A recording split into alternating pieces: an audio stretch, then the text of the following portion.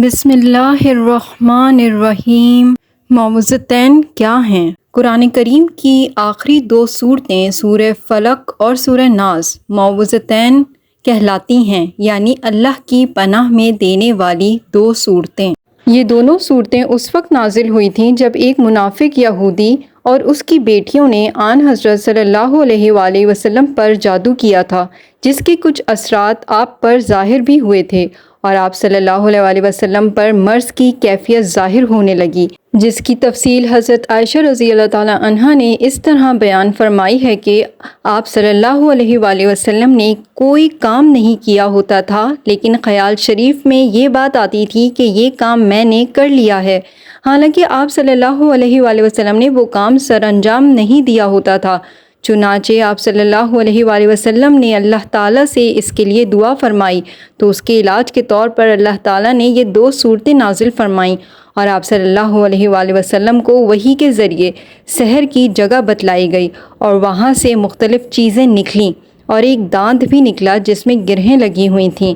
ان دونوں صورتوں میں 11 آیتیں ہیں۔ حضرت جبریل علیہ السلام یہ صورتیں پڑھنے لگے اور ایک ایک گرہ کھلتی گئی اور آپ صلی اللہ علیہ وآلہ وسلم بالکل شفا یاب ہو گئے۔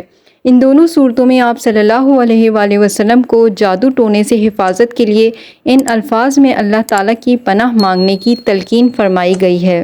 جادو کا اثر ہونا شان نبوت کے منافی نہیں ہے، البتہ جادو اتنا اثر نہیں کر سکتا کہ نبوت کی ذمہ داریاں اس سے متاثر ہونے لگیں۔ چنانچہ آپ صلی اللہ علیہ وآلہ وسلم کو صرف جسمانی عوارض پیش آئے تھے۔ معوذتین کی اہمیت۔ حضرت مفتی محمد شفیع عثمانی صاحب نور اللہ مرقدہ اپنی تفسیر معارف القرآن جلد 8 صفحہ 845 میں ان صورتوں کی تفسیر میں تحریر فرماتے ہیں، حافظ ابن قیم رحمۃ اللہ نے ان دونوں صورتوں کی تفسیر یکجا لکھی ہے۔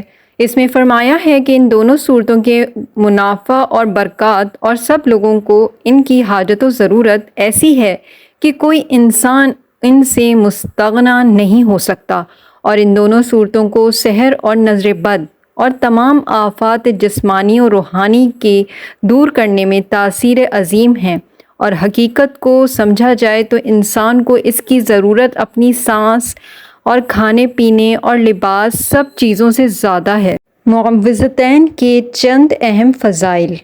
حضرت عائشہ رضی اللہ تعالیٰ عنہا فرماتی ہیں کہ رسول اللہ صلی اللہ علیہ وآلہ وسلم جب بیمار ہوتے تھے تو اپنے اوپر معوذات سورہ اخلاص، سورہ فلق اور سورہ ناس کو پڑھ کر دم کیا کرتے تھے۔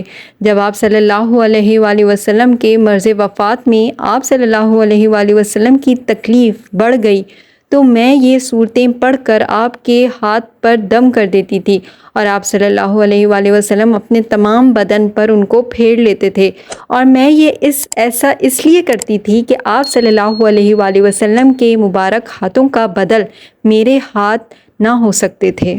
حضرت عقبہ بن عامر رضی اللہ تعالیٰ عنہ کہتے ہیں کہ رسول اکرم صلی اللہ علیہ وآلہ وسلم نے ارشاد فرمایا، تمہیں کچھ خبر بھی ہے کہ آج رات اللہ تعالیٰ نے مجھ پر ایسی آیات نازل فرمائی ہیں کہ ان کی مثل کبھی نہیں دیکھی گئی۔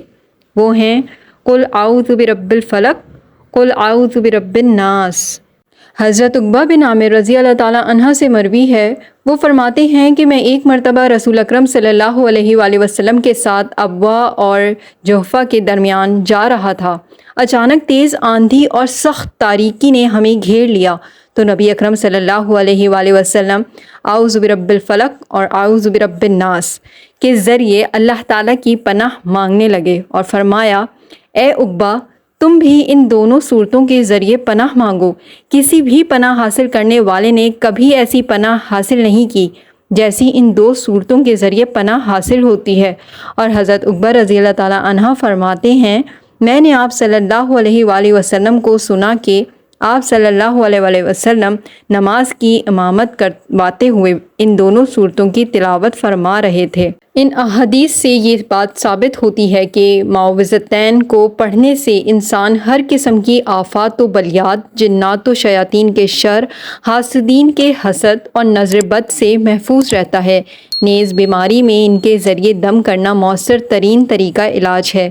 اس کے علاوہ بھی ان کے پڑھنے سے گھر مال و اولاد میں خیر و برکت حاصل ہوتی ہے۔ معوذتین کو کب اور کتنی مرتبہ پڑھنا چاہیے؟ حضرت عائشہ رضی اللہ تعالیٰ عنہا سے مروی ہے کہ رسول اللہ صلی اللہ علیہ وآلہ وسلم کا ہر رات کا یہ معمول تھا کہ جب آپ بستر پر تشریف لاتے تو دونوں ہاتھوں کو بند کرتے، پھر ان میں پھونک مار کر دم کرتے تھے۔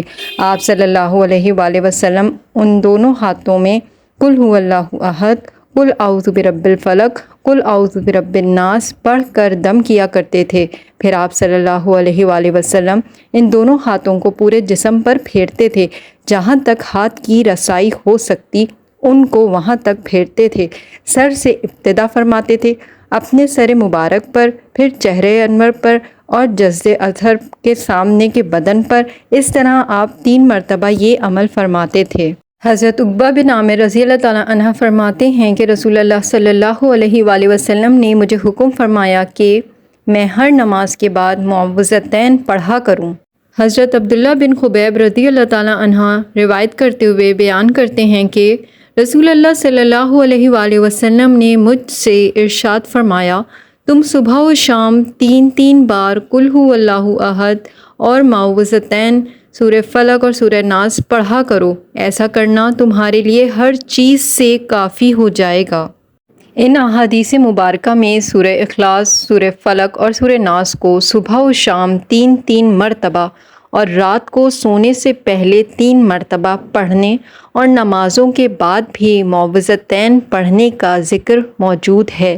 لہٰذا بہتر یہی ہے کہ صبح کے اوقات میں فجر کے بعد 3 مرتبہ اور شام کو مغرب کے بعد اور اسی طرح سونے سے پہلے اپنے جسم پر 3 مرتبہ پڑھ کر دم کر لیا جائے۔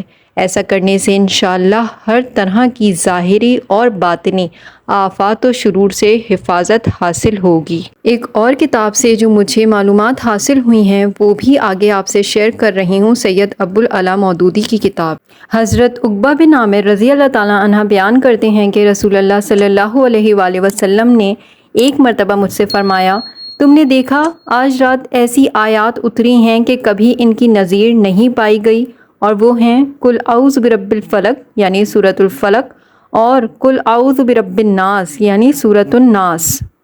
یہاں سورۃ الفلق اور سورۃ الناس کے متعلق حضور صلی اللہ علیہ وآلہ وسلم نے ارشاد فرمایا ہے کہ یہ بے مثال صورتیں ہیں، کبھی ان کی نظیر نہیں پائی گئی۔ اس کی وجہ یہ ہے کہ پہلی کتب آسمانی سورہ اخلاص کی طرح اس مضمون سے بھی خالی ہیں جو ان صورتوں میں اتنے مختصر اور جامع الفاظ میں بیان ہوا ہے۔ دوسری بات جس کی بنا پر یہ صورتیں اہمیت رکھتی ہیں وہ یہ ہے کہ اگر ان دونوں صورتوں کے مضمون کو اچھی طرح سے سمجھ لیا جائے تو یہ انسان کو ہر قسم کے اندیشوں اور خدشوں سے نجات دلا دیتی ہیں اور ایک آدمی حق کے راستے پر پورے اطمینان اور یقین کے ساتھ چل سکتا ہے۔ پہلی صورت میں یہ فرمایا گیا ہے کہ یہ بات کہہ دو کہ میں پناہ مانگتا ہوں اس رب کی جو صبح کو نکالنے والا ہے، ان تمام چیزوں کے شر سے جو اس نے پیدا کی ہیں اور ان تمام خطرات سے جو رات کو پیش آتے ہیں اور ان تمام لوگوں کے شر سے جو طرح طرح کے جادو ٹونے اور اس طرح کے دوسرے افعال کرنے والے ہیں۔ دوسری صورت میں یہ فرمایا گیا کہ کہہ دو کہ میں نے پناہ لی اس ہستی کی جو رب الناس ہے، الہ الناس ہے اور ملک الناس ہے، تمام انسانوں اور شیاطین کے شر سے جو دلوں میں وسوسے ڈالتے ہیں۔ اگر ایک آدمی اعوذ برب الفلق اور اعوذ برب الناس کے الفاظ اپنی زبان سے ادا کرتا ہے اور پھر ان تمام فتنوں اور شرور سے ڈرتا بھی رہتا ہے جن سے اس نے پناہ لی ہے، تو زبان سے اس کا یہ الفاظ نکالنا بے معنی ہے۔ اگر وہ اخلاص سے اور سوچ سمجھ کر یہ بات کہتا ہے تو پھر اسے اس بات سے بے فکر ہو جانا چاہیے کہ کوئی اس کا کچھ بگاڑ سکتا ہے، کیونکہ جب اس نے اس خدا کی پناہ لے لی ہے جو ساری کائنات کا مالک ہے اور تمام انسانوں کا بھی مالک ہے، اور اس بات کا اعلان کر دیا ہے کہ اب مجھے کسی کے شر سے کوئی خطرہ نہیں ہے، تو پھر اس کے بعد ڈرنے کے کوئی معنی باقی نہیں رہتے۔ آدمی پناہ تو اسی کی لیا کرتا ہے جس کے بارے میں اسے یقین ہوتا ہے کہ وہ اسے پناہ دینے کی قدرت رکھتا ہے۔ اگر کوئی پناہ دینے کی قدرت نہ رکھتا ہو تو اس کے پاس پناہ لینے والا کوئی بیوقوف ہی ہو سکتا ہے۔ ایک آدمی کسی کی پناہ اس دوہرے یقین کی بنا پر لیتا ہے کہ ایک تو وہ اسے پناہ دینے کی قدرت رکھتا ہے اور دوسرے جن کے شر سے وہ بھاگ کر اس کے دامن میں پناہ لے رہا ہے ان سب کی قوت اس کے مقابلے میں ہیچ ہے۔ جب تک اسے ان دو باتوں کا یقین نہ ہو وہ اس کی پناہ نہیں لے سکتا، اور اگر اس یقین کے ساتھ وہ اس کی پناہ لیتا ہے تو کسی چیز کا خطرہ یا خوف محسوس کرنا کوئی معنی نہیں رکھتا۔ اگر ایک آدمی اللہ تعالیٰ کی ایسی قدرت اور عظمت کا یقین لے کر اس کے راستے میں کام کرنے کے لیے کھڑا ہو تو پھر وہ کسی کو خاطر میں نہیں لائے گا۔ دنیا کی کوئی طاقت ایسی نہ ہوگی جس کے مقابلے میں اس کو کوئی خطرہ محسوس ہو یا وہ کسی خوف میں مبتلا ہو۔ وہ بالکل بے فکر ہو کر اللہ کے راستے میں کام کرے گا اور دنیا کی تمام طاقتوں کے ساتھ ٹکرا جائے گا۔ قرآن کا بیان ہے کہ حضرت موسیٰ علیہ السلام فرعون کے مقابلے میں اپنے بھائی کے ساتھ ایک لاٹھی لیے ہوئے پہنچ گئے۔ آخر اتنی بڑی طاقت کے مقابلے میں صرف 2 آدمی کیسے ڈٹ گئے؟ صرف اس لیے کہ انہیں اللہ کی پناہ کا یقین تھا۔ جب اللہ کی پناہ لے لی تو پھر اس کے بعد دنیا کی بڑی سے بڑی طاقت سے ٹکر لی جا سکتی ہے۔ رسول اللہ صلی اللہ علیہ وآلہ وسلم اللہ تعالیٰ کا کلمہ بلند کرنے کے لیے ساری دنیا کے مقابلے میں کیسے کھڑے ہو گئے؟ صرف اس بنا پر کہ آپ صلی اللہ علیہ وآلہ وسلم کو اللہ پر بھروسہ تھا اور یہ یقین تھا کہ میری پشت پر خدا کی طاقت ہے جو ساری کائنات اور ساری طاقتوں کا مالک ہے۔ اس طرح در حقیقت خدا کی پناہ کا یقین اور بھروسہ وہ چیز ہے جس کی ضرورت سب سے زیادہ ان لوگوں کو ہے جو خدا کی راہ میں جہاد کرنے کے لیے کھڑے ہوں، جو خدا کا کلمہ بلند کرنے کے لیے تمام طاقتوں کے مقابلے میں ڈٹ جانے کا عزم رکھتے ہوں، بغیر اس کے کہ ان کے پاس کوئی ذرائع، کوئی لاؤ لشکر اور کوئی ساز و سامان ہو۔ انسان یہ جرت اسی صورت میں کر سکتا ہے جبکہ اسے خدا کی پناہ کا یقین کامل ہو۔ اسی وجہ سے رسول اللہ صلی اللہ علیہ وآلہ وسلم نے فرمایا کہ یہ بے نظیر کلام ہے جو ان دونوں صورتوں میں آیا ہے، کیونکہ اس میں ہر طرح کے فتنوں اور باطل قوتوں کے مقابلے میں صرف اللہ تعالیٰ ہی کی پناہ لینے کی تعلیم دی گئی ہے، اور اسی کے نتیجے میں ایک مومن کے اندر اس کی پناہ کا یقین پیدا ہوتا ہے۔ قرآن کریم کے الفاظ میں بھی برکت ہے۔ کلام الہی اپنے الفاظ میں، اپنی آواز میں اور اپنے مضمون میں سبھی طرح برکت رکھتا ہے۔ یہ سراسر برکت ہی برکت ہے۔ رسول اللہ صلی اللہ علیہ وآلہ وسلم جس طرح سے کلام الہی کو سمجھتے اور اس کے مطابق عمل فرماتے تھے اور اس کے منشا کے مطابق دنیا میں اللہ کا کلمہ بلند کرنے کے لیے جد و جہد فرماتے تھے، اسی طرح سے آپ صلی اللہ علیہ وآلہ وسلم اس کلام کی باقی تمام برکتوں سے بھی فائدہ اٹھانے کی کوشش کرتے تھے۔ مثلاً قرآن پڑھ کر پانی پر پھونکنا اور خود پینا یا کسی کو پلا دینا، یا اس کو ہاتھوں پر پھونکنا اور جسم پر ملنا، ان طریقوں سے قرآن کی برکت کا کوئی ظاہری اور باطنی پہلو آپ صلی اللہ علیہ وآلہ وسلم نہیں چھوڑتے تھے۔ آج بھی اگر کوئی شخص یہ عمل کرے تو صحیح اور پسندیدہ ہے اور باعث برکت ہے۔ لیکن یہ بات ملحوظ رہے کہ اس برکت کا فائدہ حقیقت میں وہی شخص اٹھا سکتا ہے جو قرآن کے ظاہر کے ساتھ اس کے باطن سے بھی تعلق رکھتا ہو۔ اگر ایک آدمی قرآن کے منشا کے خلاف زندگی گزار رہا ہو اور پھر قل اعوذ برب الفلق اور قل اعوذ برب الناس پڑھ کر اپنے اوپر پھونک بھی رہا ہو، تو سوال یہ ہے کہ وہ آخر کس شر سے خدا کی پناہ مانگ رہا ہے؟ شر تو اس نے اپنے اندر بھر رکھا ہے۔ کیا وہ اس شر سے پناہ مانگ رہا ہے کہ جو رشوت خوری وہ کر کے آیا ہے اس پر پولیس اسے نہ پکڑے؟ اس لیے یہ بات اچھی طرح سمجھ لینی چاہیے کہ قرآن کی یہ برکتیں صرف انہی لوگوں کے لیے ہیں جو فی الواقع قرآن کے منشا کے مطابق کام کر رہے ہیں۔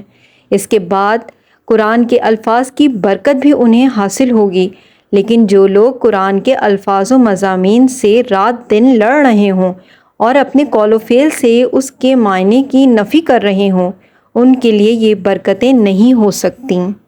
اگر آپ کو یہ ویڈیو پسند آئی ہے تو اسے لائک کر دیجیے گا اور دوسروں کے ساتھ شیئر کر دیجیے گا، اور چینل اگر ابھی تک سبسکرائب نہیں کیا ہے تو پلیز سبسکرائب اٹ۔ جزاک اللہ۔